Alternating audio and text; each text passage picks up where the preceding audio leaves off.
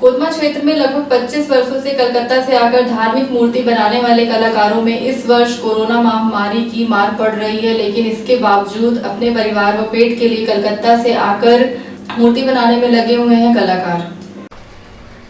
यदि हम प्रत्येक वर्ष की बात करें, जुलाई माह से ही लगातार हर प्रदेश, हर शहरों पे, छोटे छोटे कस्बों पे मूर्ति बनाने का कार्य प्रारंभ हो जाता है। लेकिन यदि हम वर्तमान समय की बात करें, जिस तरह से पूरे देश में कोरोना का एक आतंक फैला हुआ है, उससे निश्चित रूप से मूर्ति कलाकारों के साथ साथ मूर्ति बनाने में भी उनके सामने बहुत बड़ी दिक्कत सामने आ रही है। यदि हम कोतमा की बात करें, कोतमा में लगभग कलकत्ता से आने वाले मूर्ति कलाकार विगत 25 वर्षों से यहाँ पर आकर मूर्ति का निर्माण कर अपना जीवन यापन उसी के सहारे अपना जीवन यापन करते हैं। लेकिन यदि हम वर्तमान समय की बात करें, कोरोना महामारी के चलते जिस तरह से विभिन्न सामानों की बात करें, जिस तरह से उनकी महंगाई बढ़ी है, उससे मूर्ति कलाकारों के सामने भी बहुत बड़ा संकट खड़ा हो रहा है। वर्तमान समय पर जब हमने मूर्ति कलाकारों के सामने जाकर उनका कवरेज करने का प्रयास किया तो बहुत कम मात्रा में मूर्ति वहां पर देखने को मिली।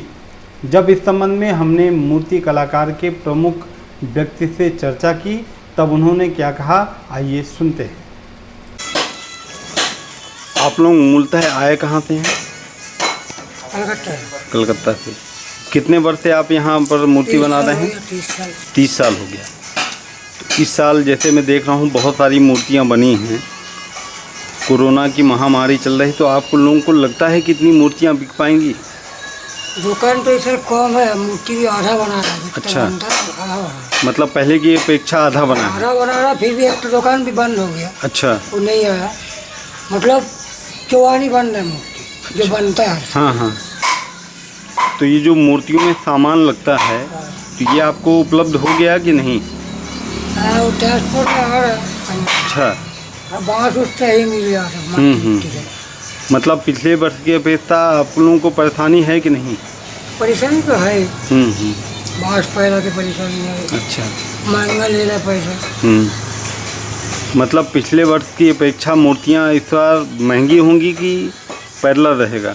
कोई ठिकाना नहीं है क्या होगा। अच्छा, मार्केट के हिसाब से दिखना तो है, घाटा हो जाए। 2 दिन पहले मध्य प्रदेश के गृह मंत्री ने एक आदेश जारी किया है कि पंडालों पर मूर्तियां नहीं रखी जाएंगी। जिनको भी मूर्तियां रखना है वो अपने घर में रखेंगे। तो इस आदेश के बाद आप लोगों को लगता है कि मूर्तियां उतनी बिक पाएंगी जितना पिछले साल बिकती थी? उतना तो नहीं बिकेगा। हाँ हाँ। मूर्ति बना भी अच्छा, चौवानी बनाया ना, जो बनता है हर साल, 30 साल से बन रहा है, तो चौवानी बन रहा है, पूरा भाई जाता है। अच्छा, कितने लोग आप लोग हैं यहाँ? 8 लोग हैं। तो वहाँ से आए कैसे आप लोग? साधन कैसे मिला? गाड़ी।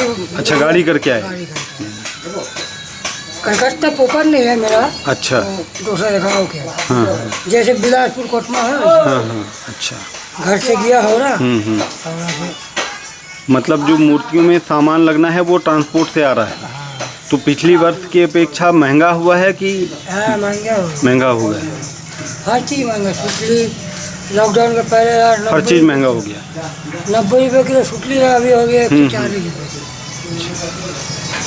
पैरा लिए पीछे भाई 1000 रुपये टन, इस बार 2500 रुपये। मतलब हर चीज़ का रेट बढ़ा है।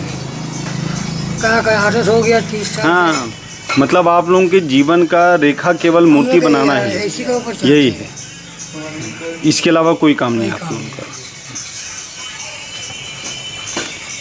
इसके बाद दुर्गा जी की प्रतिमा भी बनेगी, तो उस पर क्या है आप लोगों का राय? ऐसे बनाएंगे, आधा बनाएंगे, छोटा मोटा बनाएंगे। अच्छा, मूर्तियों का आदेश पहले से आता है लोगों का कि अब बनाते हैं उसके बाद लोग आते हैं? बनाने के बाद। अच्छा, बनाने के बाद आते हैं। अभी ऐसे आ रहा है, 2-4 बुकिंग हो रहा है। अच्छा।